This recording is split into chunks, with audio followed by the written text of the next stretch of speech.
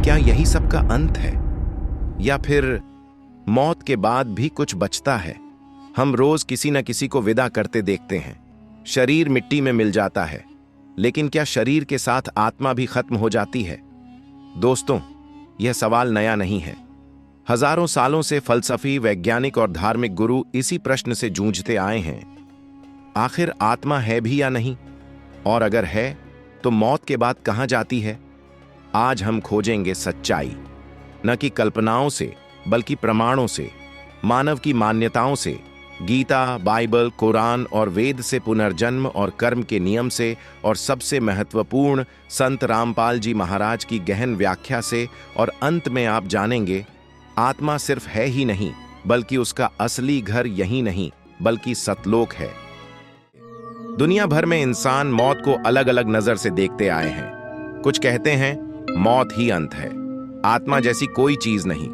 कुछ कहते हैं आत्मा है जो अच्छे बुरे कर्मों के आधार पर स्वर्ग, नरक या अगले जन्म में जाती है। विज्ञान कहता है आत्मा का कोई ठोस सबूत नहीं, लेकिन नियर डेथ एक्सपीरियंसेस NDE और बच्चों की पास्ट लाइफ मेमोरीज पर रिसर्च बताती है कि चेतना शरीर से अलग भी रह सकती है। सच कहें तो ज्यादातर इंसानों को भीतर से लगता है मौत अंत नहीं, बस एक नई यात्रा की शुरुआत है। जीवन का सबसे बड़ा रहस्य और सबसे गहरी सच्चाई आत्मा है, और इस विषय पर विश्व के सभी धर्म ग्रंथ एकमत हैं कि आत्मा अमर है, नश्वर नहीं। जब हम गीता, बाइबल, कुरान और वेदों को देखते हैं, तो हमें हर जगह यही सत्य झलकता है कि आत्मा का अस्तित्व शाश्वत है। सबसे पहले हम चलते हैं गीता की ओर। भगवद गीता में स्पष्ट लिखा है कि आत्मा कभी जन्म नहीं लेती और न कभी मरती है। गीता अध्याय 2 श्लोक 20 में श्री कृष्ण कहते हैं कि आत्मा न जन्म लेती है, न मरती है, वह शाश्वत और अनश्वर है। यानी शरीर नष्ट हो सकता है, लेकिन आत्मा कभी नष्ट नहीं होती। गीता अध्याय 15 श्लोक 7 में भी भगवान श्री कृष्ण ने स्पष्ट कहा कि जीवात्मा मेरा सनातन अंश है, और यह अंश कभी नाश नहीं हो सकता। शरीर बार बार जन्म लेकर मृत्यु को प्राप्त होता है, लेकिन आत्मा वही रहती है। जैसे व्यक्ति वस्त्र बदलता है, वैसे ही आत्मा शरीर बदलती है। यह ज्ञान हमें यह बताता है कि जीवन का वास्तविक आधार आत्मा है, और मृत्यु केवल एक शरीर का त्याग है, आत्मा का अंत नहीं। अब अगर हम बाइबल की ओर देखें, तो वहां भी आत्मा की अमरता का बहुत गहरा उल्लेख मिलता है। बाइबल के मैथ्यू 10:28 में लिखा है, शरीर को मारा जा सकता है, लेकिन आत्मा को नहीं। इसका अर्थ यह हुआ कि मृत्यु केवल शरीर पर प्रभाव डालती है, आत्मा पर नहीं। इसी तरह रेवलेशन 6:9 में लिखा है कि शहीद होने के बाद भी उनकी आत्माएं जीवित रहीं। इसका सीधा संदेश यही है कि आत्मा मृत्यु से परे है, और उसका अस्तित्व शरीर के नष्ट होने के बाद भी जारी रहता है। अब कुरान को देखें, तो वहां भी आत्मा की अमरता पर जोर दिया गया है। कुरान की सूरह 3:185 में कहा गया है कि हर आत्मा मौत का स्वाद चखेगी, लेकिन यह मृत्यु आत्मा की नहीं, बल्कि शरीर की है।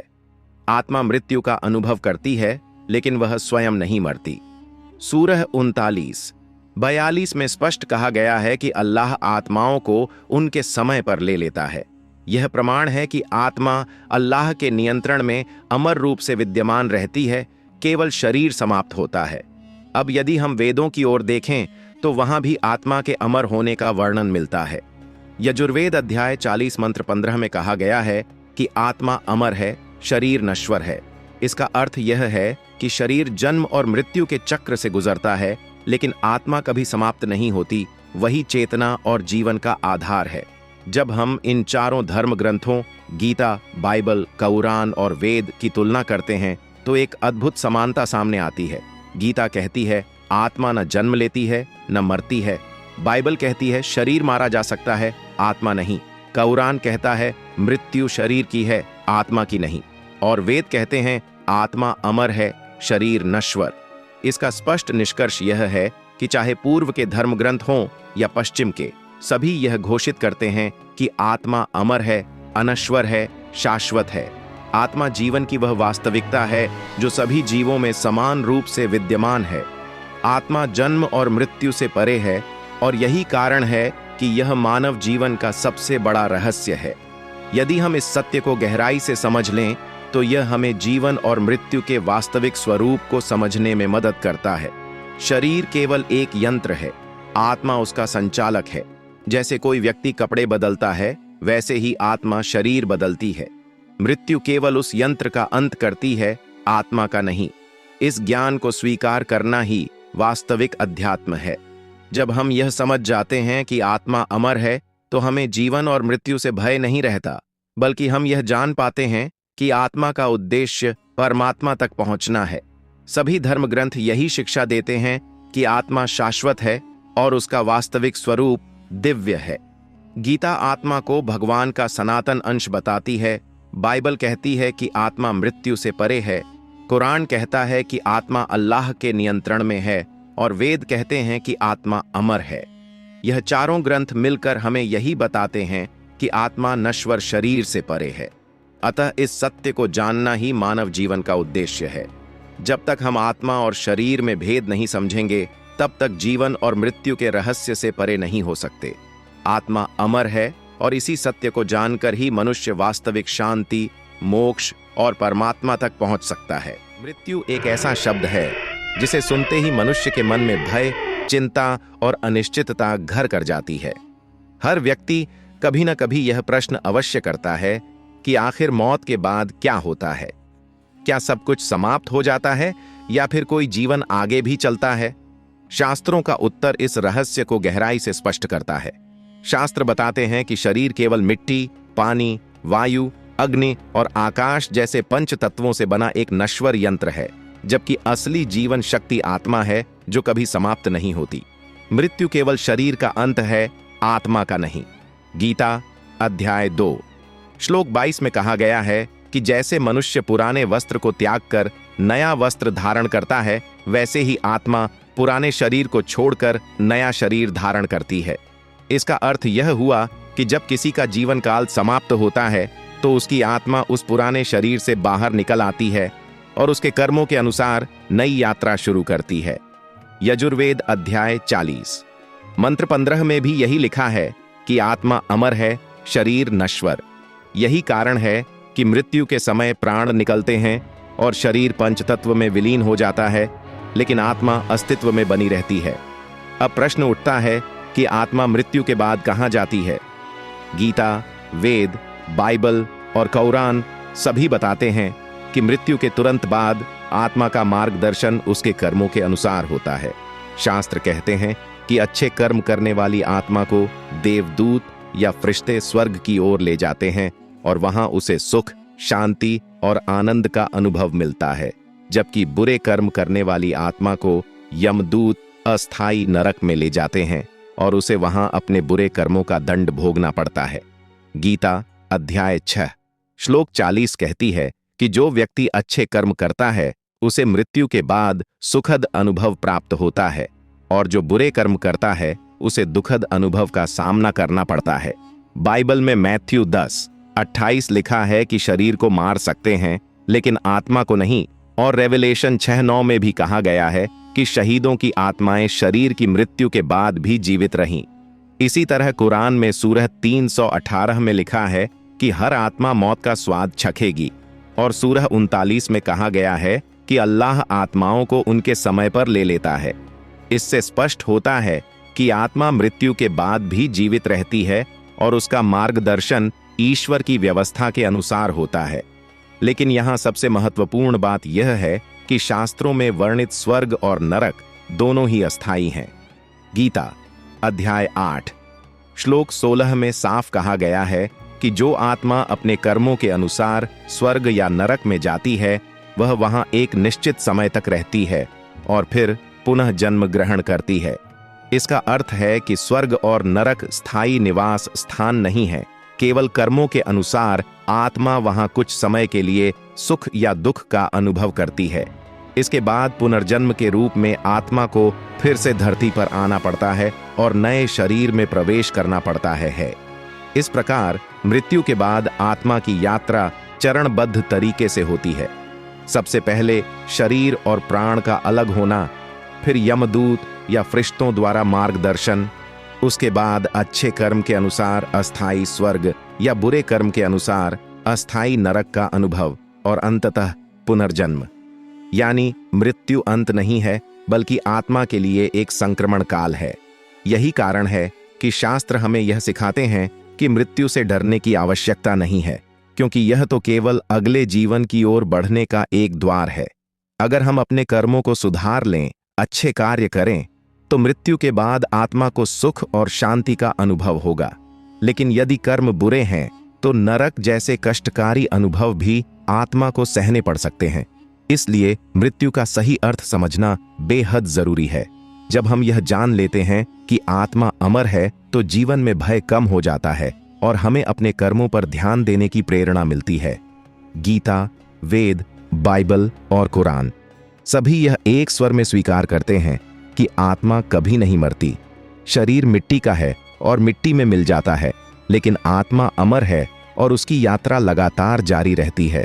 इस सत्य जीवन का सबसे बड़ा प्रश्न यही है कि आत्मा कहां से आई है, मृत्यु के बाद कहां जाती है और उसका अंतिम घर कहां है। शास्त्र हमें बार बार यह बताते हैं कि आत्मा शाश्वत है, वह न जन्म लेती है न मरती है। किंतु फिर भी आत्मा इस संसार में जन्म और मृत्यु के अनगिनत चक्र में क्यों फंसी हुई है? इसका उत्तर हमें केवल एक सच्चे संत के माध्यम से ही मिलता है। संत रामपाल जी महाराज अपने सत्संगों में इस रहस्य को खोलते हैं और स्पष्ट करते हैं कि आत्मा वास्तव में काल ब्रह्म, जिसे शास्त्रों में शैतान या समय भी कहा गया है, उसके जाल में फंसी हुई है। यह काल ही वह शक्ति है जिसने हमें इस भौतिक संसार में जन्म और मृत्यु के बंधन में डाल रखा है। संत रामपाल जी महाराज बताते हैं कि आत्मा का वास्तविक घर सतलोक है, जहां कोई जन्म नहीं है, कोई मृत्यु नहीं है, कोई पाप नहीं है और कोई दंड नहीं है। वहां केवल परमात्मा कबीर साहिब का दिव्य सान्निध्य है और शाश्वत सुख की अनुभूति है। लेकिन वर्तमान में आत्माएं इस माया के बंधन में हैं। इस संसार में जो जन्म और मृत्यु का चक्र है, वह अंतहीन प्रतीत होता है। आत्मा कर्म करती है, कर्मों का फल भोगती है और बार बार जन्म लेती है। कभी वह स्वर्ग में सुख भोगती है, कभी नरक में दुख भोगती है, लेकिन यह सब अस्थाई है। गीता अध्याय 15 श्लोक 4 में भगवान ने कहा है कि जब कोई साधक उस परम धाम को जान लेता है, तब वह उसी परमात्मा की शरण में जाता है। उस परम धाम में पहुंचने के बाद फिर लौटकर संसार में जन्म नहीं लेना पड़ता। यह प्रमाण स्पष्ट करता है कि एक ऐसा धाम है जहां जाने के बाद आत्मा को बार बार जन्म मरण का कष्ट नहीं उठाना पड़ता।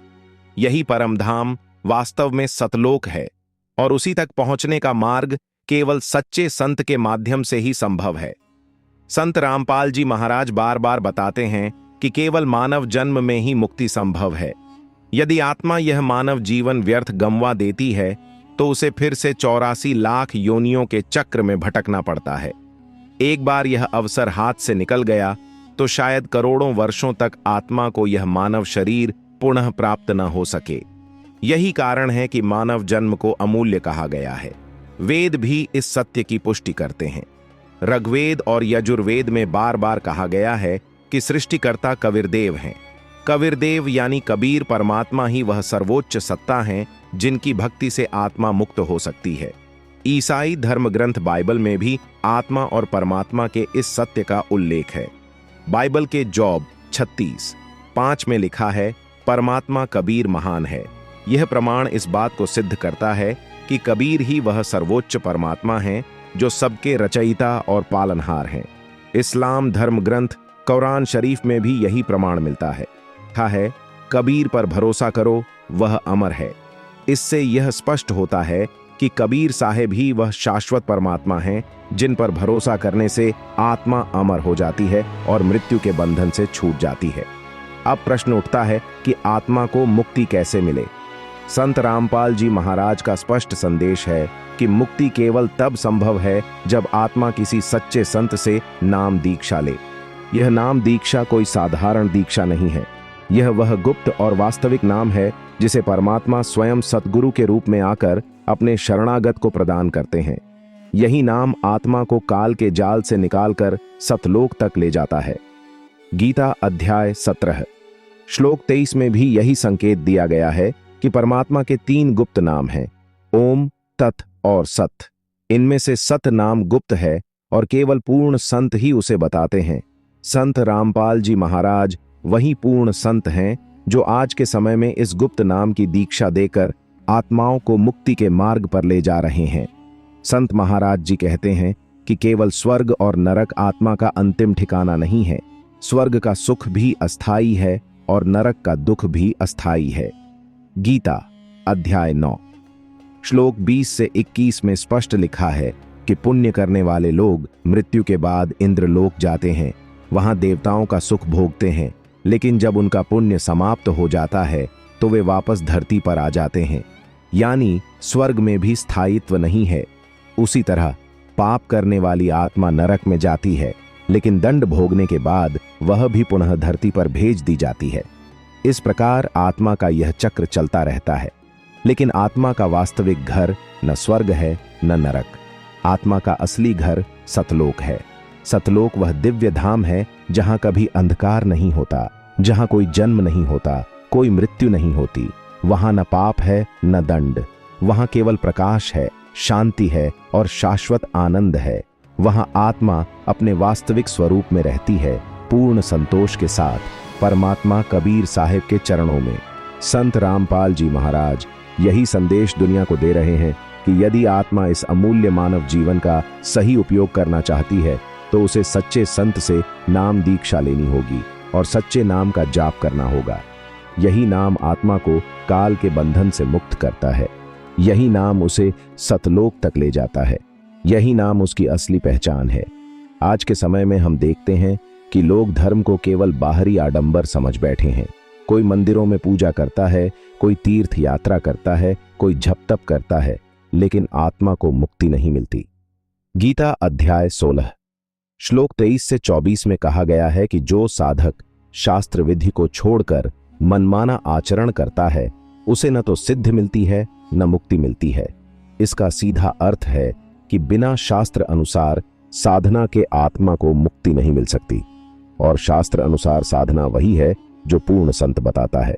इसलिए संत रामपाल जी महाराज का संदेश हर आत्मा के लिए अत्यंत महत्वपूर्ण है। वे कहते हैं कि अब भी समय है।